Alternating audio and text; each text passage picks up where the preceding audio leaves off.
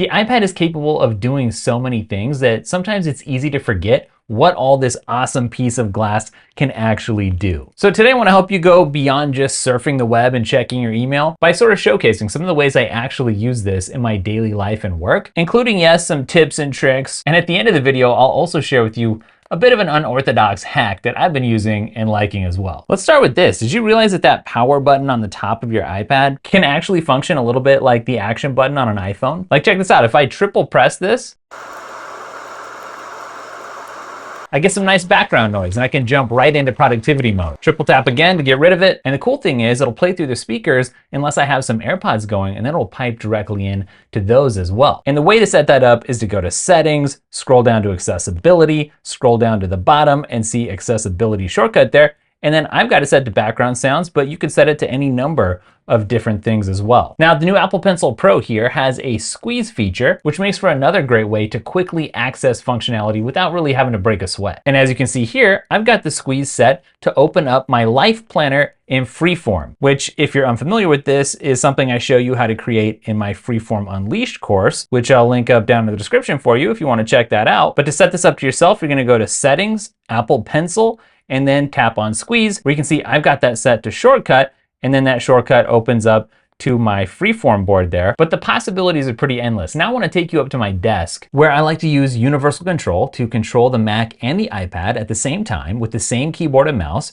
And I get this ultra powerful best of both worlds setup that works great not only in the office, but also on the go. Of course, it's nice to just make use of the extra screen real estate, but I also just love the way these two interact, where the iPad gets to retain its unique functionality. I actually use AirDrop all the time, and I'm sure you do too, but there's nothing more seamless than just dragging and dropping a file from the iPad over to the Mac or vice versa. Now, another cool thing you can do with your iPad is connect it to an external display where it's fully capable of anchoring an iPad first, iPad only desk setup. Now, if you've got the brand new Magic Keyboard, which I've got here, it makes for an amazing experience because you don't have to worry about charging a wireless keyboard or mouse. And the setup also keeps the iPad front and center, so it makes it easy to rip that screen off and do Apple Pencil things and then put it back on the keyboard really fast. Now, something else that's cool that you can do is use an external hard drive like this one from SanDisk here, which in this case will give you up to 8 additional terabytes of storage in a super sleek, minimal, compact package. Now, as you can see, this particular drive is powered, so you're gonna have to plug it into an outlet, meaning this thing is meant for serious desk-based iPad work. Now, here's something that I love.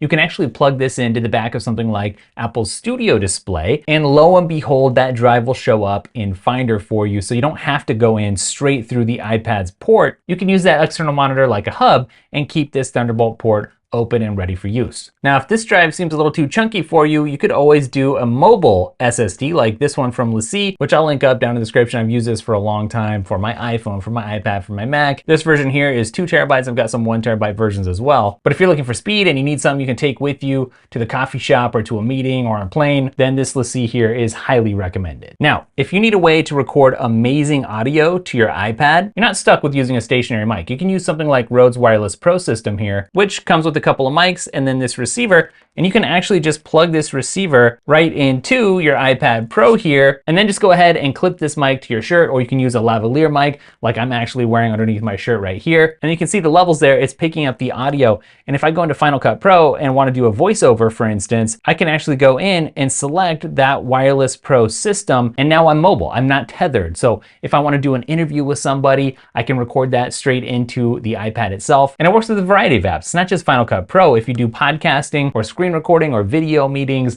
this is an awesome way to upgrade the way that you sound. And yep, it comes with a nice case here and an accompanying app. Speaking of Final Cut Pro, you can now use an iPad to shoot multicam setups using up to 4 different iPhones. That's actually the setup that you're seeing right now in this video. This is a setup that I love. It's super convenient. I've been using it for several videos. I've made it my go-to. Now, I know a lot of channels out there talk about Apple products, but I've gone to the extraordinary step of switching my whole filming setup to using nothing but iPhones. That's what you're seeing right now in this video. And actually, I'm teaching a new course on this. It's called Pro iPhone Video Essentials. So I will teach you how to master Apple's new Final Cut camera app, along with some essential videography techniques and some useful iPhone specific tips. But one of the other things I'll cover is shooting and editing multicam footage using the new version of Final Cut for iPad and this new live multicam feature. And bonus, for anybody that does pre-order, I'm gonna throw in my Learning to Be Productive course in case you missed it for free. So I'll link that up down below. Now, speaking of productivity, I've got Apple Notes open right here. And obviously this is the new Magic Keyboard. I've mentioned that a couple of times, which thankfully now comes with a row of function keys. And this microphone button here can be tapped to enable dictation. You can hear that chime. That means that it's working. And in the past, you had to stop dictating if you wanted to do any typing. I can just keep dictation going and then start typing and switch back to talking again without missing a beat. And here's the other cool thing. I can grab my Apple Pencil and scribble with dictation running as well without having to start and stop it. Tip for you though, in case you haven't come across it, tap that button to enable dictation or long press to activate Siri. None of your accessories can do that. Where's that Apple Intelligence upgrade again? Do you remember Quick Notes, or have you forgotten about that? Where you can swipe up from the corner to get a quick note. Well, that's one place I love to use dictation.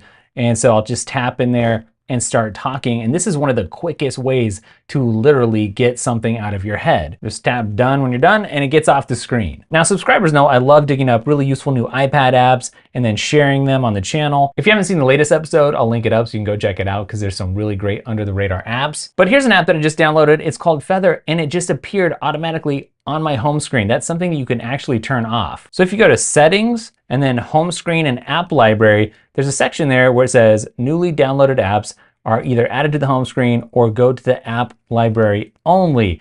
I prefer to keep that on app library only so that everything stays nice and neat and organized and I can manually drag it out however I want it to appear in the meantime. Now, as much as I love the Magic Keyboard, I've really been trying to figure out all the different shortcuts that let me use this without the Magic Keyboard attached, just straight up tablet mode. Doesn't copying and pasting really seem like a keyboard thing? It's just easier, I think, with the keyboard to hit Command C and Command V. Yes, you can use the little contextual menu that pops up there, but I love being able to triple tap a paragraph, 3-finger pinch to copy, another 3-finger pinch to cut, go somewhere else in a document or a different app, and then reverse that gesture to paste. One thing that's cool to do with the new iPad Pro in particular is to go use it outside. That's something that you really didn't do before because the screen just wasn't bright enough. It would get super washed out in bright light. You would see all these reflections, but now because you can get so bright, I've only got this dialed up halfway here because it'll blow my cameras out. When it's nice outside, you can actually go and be productive at the kids' sports practice or just at a coffee shop, sit outside. That's definitely one of the benefits of this incredible OLED screen. Now, just because the Magic Keyboard does in fact type like a dream, and it's still my favorite typing experience for the iPad Pro, that doesn't mean that it's your only option or that you have to limit yourself, even if you own it, to just using the Magic Keyboard. In fact, using a different keyboard can really spice up the iPad experience. So if you're a hardcore fan of, let's say, mechanical keyboards, nothing should stop you from using something like the Keychron K11 Max with its super unique layout. Yes, it takes quite a while to get used to, but once I did, I actually got kind of addicted to it. Honestly, part of what I love about this is that it's super unique and that not everybody out there is using a keyboard like this. Like, look at these unique function keys. You can actually map these to iPad specific functions. RGB, outfit it with your favorite switches, but then also be able to take advantage of these really unique features like this volume knob here. It's very easy to get super used to using a device in a certain way, and it can become a little bit boring or a little expected. So yeah, a mechanical keyboard, doesn't have to be this one, can really go a long way towards spicing up not just a Mac-based desk setup, but an iPad setup as well. All right, now I'm gonna show you something really cool you can do a lot of people don't know about. If you open up your Files app and tap and hold in any blank space in a folder, there's an option to scan documents. So you can directly scan something in super quickly and easily right to the place where you want it to be saved, the actual folder, which is awesome because the new M4 iPad Pro here actually has some advanced scanning functionality to make sure that your scans actually look as good as humanly possible. And if you thought they were okay before with your iPhone, this is how they're supposed to look. While we're talking about files, I gotta share with you this shortcut, which is one of my favorites that Apple ever implemented, which is you can avoid having to hit select and then individually finding all the different things that you wanna select by instead using 2 fingers to do a 2-finger swipe down any list of files. Look how much faster. Now, one cool thing about the iPad Pro is that you get this Thunderbolt port here. One unfortunate thing about that is that you only have that one port. Yes, you get an extra port for charging in the hinge of the Magic Keyboard, which isn't pointless because it does then keep this port open on your actual iPad. But a good hub goes a long way. I've been using this one from Hyper for a long time, and it's really upgraded my iPad experience in several ways. Of course, I get these extra ports over here on the side so I can use SD cards straight out of a camera, for instance, or hook the iPad up to something with HDMI. But the best part is, depending on the hub that you use, like this one, I still have a Thunderbolt port open and ready to go. Yes, with the new Magic Keyboard's function row here, these media controls are now obsolete, but not everybody's using the new Magic Keyboard, so that does make sense in certain situations. All right, so I know I kind of promised a quirky, goofy, interesting hack at the end of the video. I was sitting at my desk the other day and I looked over and I saw my MacBook stand and I was like, I wonder if that could support my iPad Pro. And lo and behold, I took the Mac off, put the iPad on, and yeah, it did, and it was pretty stable. Not only that, I kind of like the angle for writing notes, doing some sketches, even when it's vertically oriented and not in landscape mode. It's not meant to be used that way. I've never seen anybody else using it like that, but you know what? It kind of works. I can't be the only one who's ever tried something like that, so leave me a comment if you've got any Franken accessory setups yourself. Don't forget to check out that new course or any of the other courses. Make sure you get your pre-order of Pro iPhone Video Essentials today so you can get Learning to Be Productive, which is usually $125 for free. I think that's it, so I'll catch you in the next video. Later.